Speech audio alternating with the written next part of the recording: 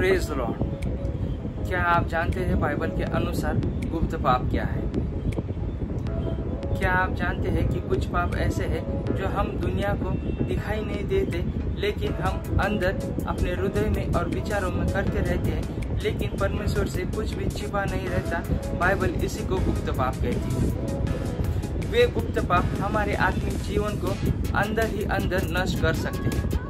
Bible गुप्त पाप के बारे में हमें क्या बताती है, गुप्त पाप क्या है और गुप्त पाप के परिणाम हमारे जीवन के ऊपर क्या होते हैं। तो चलिए हम देखते हैं कि हम गुप्त पाप से कैसे मुक्त हो सकते हैं। इसके बारे में बाइबल हमें क्या बताती है। गुप्त पाप क्या है? गुप्त पाप वे पाप है जो हम दुनिया को दिखाई नहीं देते, लेकिन हमारे हृदय और हमारे मन में बसे हुए रहते हैं। बाइबल उसी को गुप्त पाप कहती है।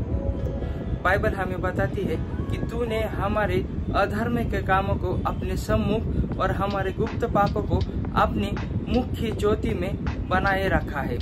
भजन संहिता का 90वां अध्याय वचन 8। गुप्त पाप वे पाप है जो हमारे हृदय और हमारे विचारों में छिपे होते हैं। नीति वचन का 24वां अध्याय वचन 9। गुप्त पाप के प्रकार कितने हैं? गुप्त पाप के प्रकार बहुत सारे होते हैं, लेकिन साधारण मैं बाइबल के अनुसार अभी 4 ही प्रकार आपको बता देता हूँ। गुप्त पाप का पहला प्रकार, कामुक विचार रखना। बाइबल बताती है हम अगर किसी स्त्री के प्रति अपने मन में गलत सोच रखते हैं तो ये भी पाप है। मत्ती का 5वां अध्याय और वचन 28। घृणा और क्रोध। यदि हम किसी के लिए अपने मन में घृणा करते हैं तो ये भी उस इंसान की हम अपने मन में हत्या करते हैं। ईर्ष्या और जलन। यदि हम किसी के प्रति अपने मन में ईर्ष्या और जलन रखते हैं तो ये भी पाप है। नीति वचन का 14वां अध्याय वचन 30। गुप्त पाप का दूसरा प्रकार, छुपे हुए कार्य। यदि कोई व्यक्ति बाहरी रूप से पवित्र दिखाई देता है और अकेले में पापमय कर्म करता है। इफिसियों की पत्री 5वां अध्याय और 12वां वचन। बेईमानी और भ्रष्टाचार। नौकरी, व्यापार, अन्य स्थानों पर गुप्त रूप से पाप करना या गुप्त रूप से कमाई करना। मीका का 6वां अध्याय और 11वां वचन। गुप्त व्यसन, जैसे पोर्नोग्राफी देखना, चोरी करना या गुप्त व्यसन करना। गुप्त पाप का तीसरा प्रकार, झूठा धार्मिक जीवन। लोग गुप्त रूप से पाप करते रहते हैं और लोगों के बीच अपनी छवि को पवित्र दिखाने की कोशिश करते रहते हैं। जैसे यीशु मसीह ने फरीसियों की आलोचना की, क्योंकि वो भी बाहरी रूप से खुद को पवित्र बनाए रखते थे और अंदर भ्रष्ट थे। मत्ती का 23वां अध्याय वचन 25 से 28 तक। गुप्त पाप का चौथा प्रकार, विश्वासघात और धोखा।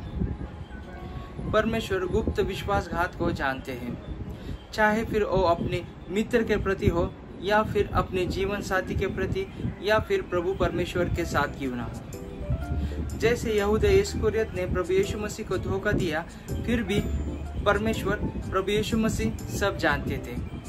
लूका का 22वां अध्याय वचन 3 से 6। गुप्त पाप के परिणाम। गुप्त पाप का पहला परिणाम, परमेश्वर से अलगाव। जब हम पाप करते हैं तब हम परमेश्वर से दूर हो जाते हैं। यशायाह का 59वां अध्याय वचन 2। गुप्त पाप का दूसरा परिणाम, परमेश्वर से कोई भी गुप्त चीज छुपी हुई नहीं है, अंत में सब प्रकट किया जाएगा। लूका का 8वां अध्याय वचन 17। गुप्त पाप का परिणाम तीसरा, आत्मिक पीड़ा। दाऊद राजा कहते हैं, जब उन्होंने अपना पाप परमेश्वर से छिपाया तब उनके आत्मा के ऊपर भारी बोझ आया। भजन संहिता का 32वां अध्याय वचन 3 और 4। गुप्त पाप का चौथा परिणाम, आत्मिक मृत्यु। याकूब की पत्री 1 अध्याय और 15वां वचन कहता है, जब पाप बढ़ता है तब वह आत्मिक मृत्यु लाता है। गुप्त पाप से कैसे मुक्ति पाए?